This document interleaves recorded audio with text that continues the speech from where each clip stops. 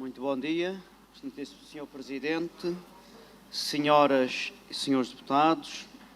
Vários são os problemas que este Governo de entendimento parlamentar PSD-CDS, cujo acordo ainda permanece secreto, mas eu penso que hoje teremos boas notícias, que será divulgada em breve pelos intervenientes. Um Governo com o apoio do Chega, do PAN, problemas vários para resolver. Num estudo encomendado pelo então Vice-Presidente do Governo, Pedro Calado, em 2018, o estudo qualitativo para a avaliação da realidade social, cultural e económica da região, um estudo que custou mais de 111 mil euros e que mais não foi um barómetro para o PSD, na altura, definir a estratégia para as regionais de 2019. Esse estudo enumera vários problemas com avaliação negativa dos mais de 4 mil inquiridos. Temas esses, ou problemas esses, têm atualidade nos dias de hoje. Eu cito os transportes aéreos e marítimos, a mobilidade terrestre, o custo de vida nas suas diversas vertentes e a saúde. Esse estudo tem sido praticamente ignorado, na qual se acrescenta atualmente a necessidade urgente para a atenção do drama da habitação. O modelo atual não está a dar respostas necessárias para as pessoas que necessitam de uma moradia, para os jovens que desejam autonomizar-se e constituir família e ainda sem possibilidade de acesso ao crédito.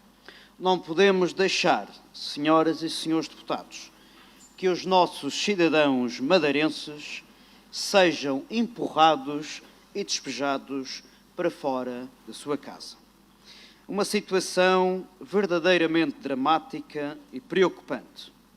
São necessárias, além das existentes, soluções rápidas e eficazes para as famílias que estão a ser despejadas por não poderem pagar rendas tão altas, prestações de crédito elevados, nomeadamente para jovens casais, e pondo em causa a sustentabilidade social dos nossos conterrâneos.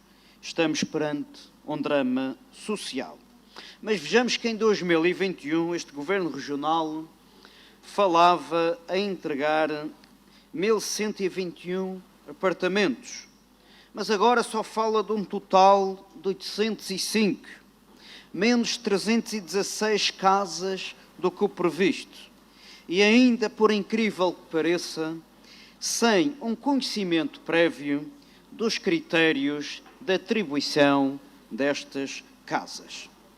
Será que vai ser pela linha verde inaugurada pelo modelo de chamada telefónica de Pedro Ramos que estas casas vão ser atribuídas?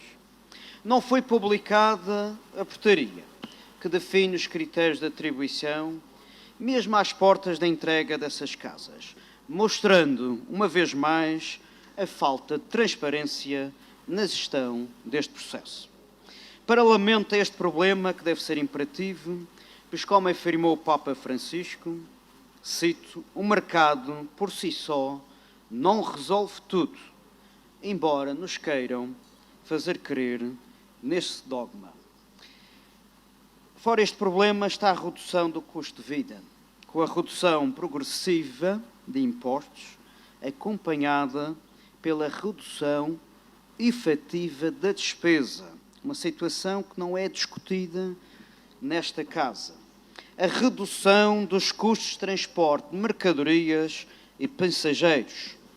A implementação de uma linha férrea assente numa diplomacia comercial com armadores ibéricos. Eu pergunto a esta casa quantas vezes os membros do Governo Regional já se sentaram à mesa da negociação, nomeadamente com o Governo de Canárias ou com os armadores ibéricos, para arranjar uma solução que não pese no orçamento regional para a resolução deste problema.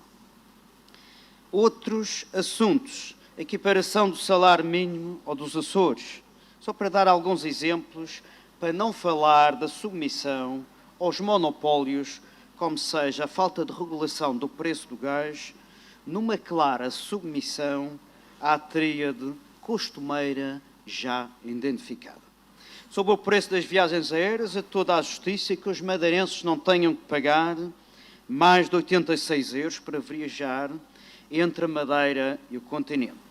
Foi isso que nos prometeram e esta Casa terá oportunidade, e já esta semana, de mostrar ao Governo da República de quem manda nos destinos dos madeirenses são os madeirenses e não os inquilinos de São Bento. Somos duas ilhas povoadas com preços elevados e com salário mínimo de apenas 850 euros. O madeirense paga bem, caro, para viajar de avião e para viajar de barco. O madeirense não tem alternativa de transporte marítimo para o continente, a não ser num camarote minúsculo de um navio porta-contentores. As empresas pagam 18% mais caro para transportar um contentor do continente para cá do que relativamente aos Açores. E por falar de viagens marítimas e de preços elevados, vejamos como é tão caro ir de barco ao Porto Santo pelo preço praticado das viagens no lobo marinho, quando comparadas com os preços aqui perto, no vizinho arquipélago das Canárias. E vamos dar o seguinte exemplo, senhoras e senhores deputados. O custo de uma viagem de barco entre Santa Cruz de Tenerife e Las Palmas, Canárias, cuja distância é superior em mais de 17 milhas náuticas, ou seja, mais 27 quilómetros entre o Funchal e o Porto Santo, com uma duração de 1 hora e 40 minutos. Uma viagem por passageiro mais o carro custa 26,95 € por pessoa. Preços do último verão. Sabem quanto é que pratica o lobo marinho? Numa viagem que é mais perto que as Canárias, que leva 2 horas e 30 minutos. Custo de uma viagem no lobo marinho, por trajeto e por pessoa, mais o carro, custa 168,70 €. Ou seja, mais 141 €, e isto mostra a verdadeira natureza dos monopólios desta região. Na verdade, estes são alguns exemplos de como este governo regional, que numa altura que deve desenvolver todos os esforços para reduzir o custo de vida de uma ilha já inflacionada, e para dar só estes exemplos, mas mostra que este governo regional tem literalmente, e falando do lobo marinho, tem literalmente poupado o lobo e tem sacrificado a ovelha. Muito obrigado. Muito obrigado, Sr. Deputado Hélio Sousa. Muito obrigado, Sr. Deputado Vítor Freitas. Tem a palavra o Sr. Deputado Paulo Alves, do JPP, para o segundo pedido de esclarecimento. Muito obrigado, Sr. Presidente, senhoras e senhores deputados, Sr. Deputado Hélio Sousa. Como Vossa Excelência sabe, aqui nesta Casa, o ano passado já se falava de um programa nacional que era a renda acessível. E o Governo Regional, entre julho e setembro de 2023, antes das eleições, abriu inscrições para casais jovens no âmbito desta renda acessível.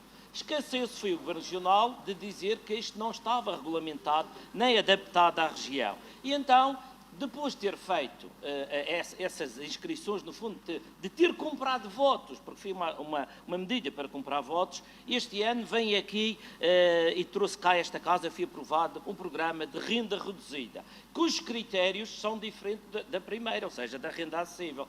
E o que acontece é que existem alguns casais, principalmente casais jovens, que reuniam as condições para a renda acessível, mas que ficaram de fora para o programa renda reduzida.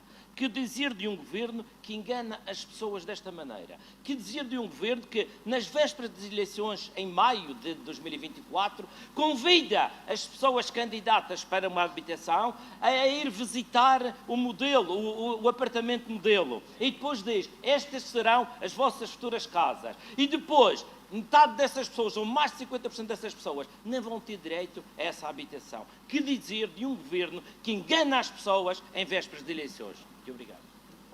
Muito obrigado, Sr. Deputado Paulo Alves, do JPP. Vai responder o Sr. Deputado Elvio Sousa. Muito obrigado, Sr. Presidente. Obrigado, Srs. Deputados Vítor Freitas e Paulo Alves, pelas questões. Bom,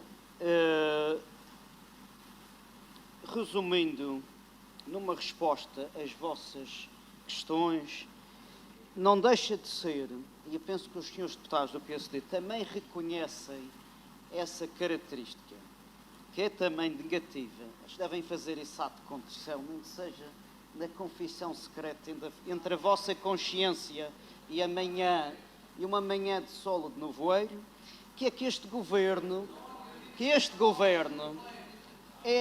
mente, e este governo mente, não é de confiança, eu penso, não é de confiança e não é transparente. Não é transparente. O espelho da Quinta Vigia já deve estar enferrujado. Em vez de mostrar a transparência, está o fosco, está todo ferrugento já. Aquilo é um espelho, não é da história da Bela Adormecida, mas é um espelho que não retrata a realidade. O que sai da boca do Presidente do Governo não é real. Ele não está com os pés assentos no chão. Ele vive noutra realidade paralela. Há uma expressão do intelectual sul-americano que diz, não me recordo agora o nome, mas que diz, não se preocupem, não deve ser do PSD de certeza, ou da social-democracia, mas não se preocupem, que diz o seguinte, quem ganha bem e come bem, acha que os outros não passam dificuldades. E é isso que se passa com o Presidente do Governo. Ele está alheio dessa realidade. E, senhoras e senhores deputados, falta de transparência, opacidade, ferrugem mental, é o que se passa na cabeça da Quinta Vigia.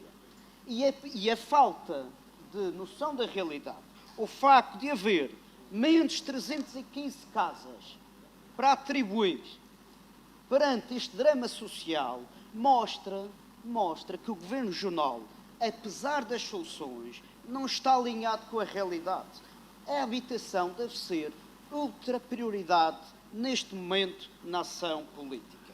E o facto do Presidente do Governo ter convidado beneficiários que precisam de uma casa para mostrar uma espécie de andar modelo, isso mostra que estão a usar as necessidades e as sensibilidades das pessoas para produto expositivo e político.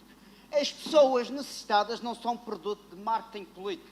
Não devem ser usados para marketing político. E o que a Quinta Vigia fez foi usar as necessidades das pessoas para marketing político. O Presidente do Governo usa o marketing político para este tipo de iniciativas. Não se brinca com as necessidades das pessoas, não se brincam com os milhares de madeirenses que estão a passar dificuldades neste momento e que precisam de uma casa, e os senhores não estão a dar uma resposta, não estão a unir esforços para uma resposta essencial e urgente a estas necessidades. Muito obrigado. Muito obrigado, Sr. Deputado Elvio Sousa.